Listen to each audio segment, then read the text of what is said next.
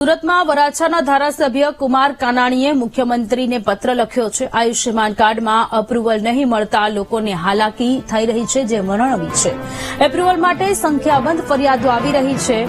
ખ્યાતિ હોસ્પિટલ કાર્ડના લીધે જાહેર જનતાને હાલાકી પડી રહી છે। ઇમરજન્સી કેસમાં લોકો હેરાન થતા હોવાનો કુમાર કાનાણીએ દાવો કર્યો છે। ખ્યાતિ કાર્ડના લીધે નવી એસઓપી હેઠળ નવી એજન્સી સમયસર અપ્રુવલ નથી આપતી। સુરત સહિત સમગ્ર રાજ્યમાં દર્દીઓ હેરાન થઈ રહ્યા હોવાની વાત કુમાર કાનાણીએ કરી।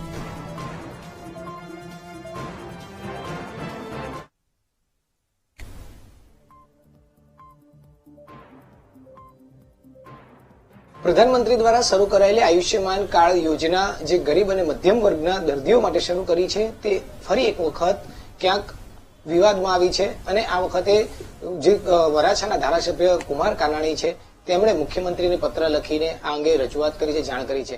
જે દર્દીઓ આનો લાભ લેવા જાય છે તેને કેટલીક અગવડો પડી રહી છે, મુશ્કેલી પડી રહી છે, કઈ રીતની છે, આપણી સાથે વરાછાના ધારાસભ્ય કુમારભાઈ જોડાયા છે, તેમની સાથે જ વાત કરીશું।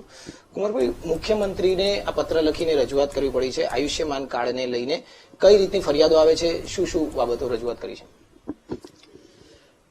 આયુષ્યમાન ભારત યોજના કેન્દ્ર સરકાર અને રાજ્ય સરકારની જે ચાલી રહી છે, ગરીબ અને મધ્યમના લોકોને ખૂબ આશીર્વાદરૂપ છે,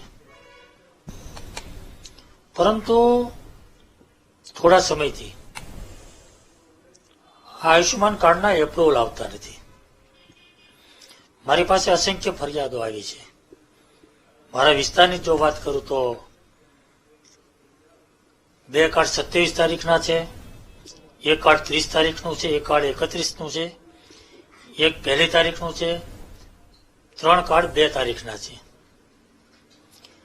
તો આટલા દિવસથી આ કાર્ડ એપ્રુવલમાં મૂક્યા છે, પરંતુ એપ્રુવલ આવતું નથી।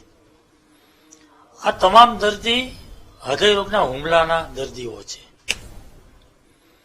આમની પાસે 2 જ રસ્તા છે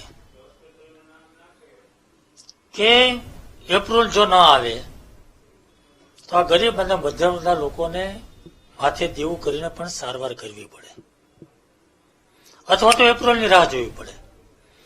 અને જો એપ્રુવલની રાહ જો અને એપ્રુવલ આવતું નથી તો જીવનું જોખમ થાય। તો આવી અસંખ્ય ફરિયાદો મારી પાસે આવી છે। મેં લાગતા વખતે અધિકારીઓ સાથે, વ્યક્તિઓ સાથે વાત કરી કે ભાઈ એપ્રુવલ આવતા નથી। તો ત્યાંથી એવો જવાબ મળ્યો કે અમદાવાદની ખ્યાતિ કાર્ડ હોસ્પિટલનો જે ઘટના બની છે, જે કૌભાંડ થયું છે, ત્યાર પછી એક નવી એજન્સીને કામ આપવામાં આવ્યું છે અને એક નવી એસઓપી બનાવવામાં આવી છે। એ વાત સાથે હું સહમત છું, ખોટું ન થવું જોઈએ। કોઈ યોજનાનો લાભમાં કૌભાંડ થાય તો એ વ્યાજબી નથી, એ વાત સાચી છે, પરંતુ એક હોસ્પિટલમાં કોઈ ગેરરીતિ થાય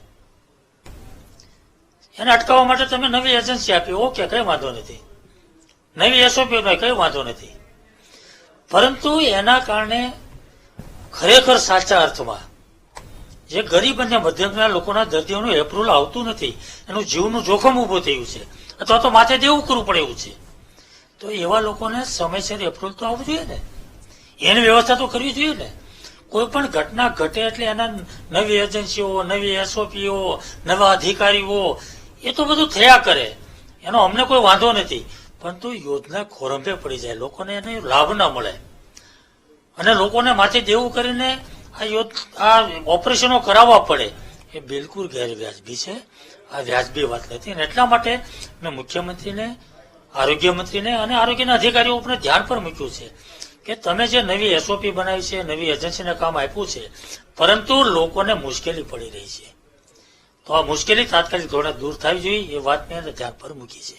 સાહેબ, તમે જે વાત ધ્યાન પર મૂકી છે, જે રીતે તમારી પાસે ફરિયાદ આવી છે, તો ગુજરાતમાંથી તમામ જગ્યાએથી આ પ્રકારની ફરિયાદો તો ઉઠતી હશે, તો મુખ્યમંત્રી કે આરોગ્ય મંત્રીના ધ્યાને કદાચ આવ્યું ન હોઈ શકે, કાં તો હજી પણ કેટલા લોકોને આ રીતે તકલીફોનો સામનો થઈ શકતો હોય? મને ખ્યાલ નથી, પણ મારા વિસ્તારમાંથી જે ફરિયાદો આવી છે મારા ધ્યાન પર છે અને મને એવું લાગ્યું કે મારા વિસ્તારમાં જો આ ફરિયાદો આવતી હોય અને આ જો એપ્રુવલ ન થતો તો આ પ્રશ્ન આખા ગુજરાતનો હોઈ શકે, કારણ કે એપ્રુવલ એક જ જગ્યાએ નથી આવતું તો બધે જ ના આવતું હોય, અને એટલા માટે જ મેં ધ્યાન પર મૂક્યું છે કે આનો તાત્કાલિક આનો પ્રશ્નનો હલ થવો જોઈએ। સાહેબ, શું લાગે છે કેટલી ગંભીર વાત કહી શકાય અને ક્યાં સુધીમાં આનું નિરાકરણ આવી જવું જોઈએ? કારણ કે લોકો કેટલા લાઈનમાં લાગતા હોય છે, કેટલી રાહ જોતા હોય છે? ખૂબ ગંભીર બાબત છે ને, આનો નિર્ણય તાત્કાલિક એપ્રુવલ મળે એના માટેનો વ્યવસ્થા કરવી જોઈએ. બિલકુલ, આ હતા કુમાર કાનાણી ધારાસભ્ય, જે આયુષ્યમાન કાર્ડને લઈને જે એપ્રુવલ નથી મળતા, જે સમસ્યા આવી રહી છે તેને લઈને મુખ્યમંત્રીને રજૂઆત કરી છે. કારણ કે આ જ કાર્ડથી મધ્યમ અને ગરીબ વર્ગના લોકો ખાસ કરીને જે લેતા હોય છે તેની રાહ જોતા હોય છે, ખાસ કરીને તેમની સારવાર થતી હોય છે તેની રાહ જોતા હોય છે. પરંતુ આના કારણે ક્યાંક દર્દીઓ હેરાન થઈ રહ્યા છે. કેમેરામેન સરજુ પારેખ સાથે ધ્રુવ સોમપુરા, વીટીવી ન્યૂઝ, સુરત.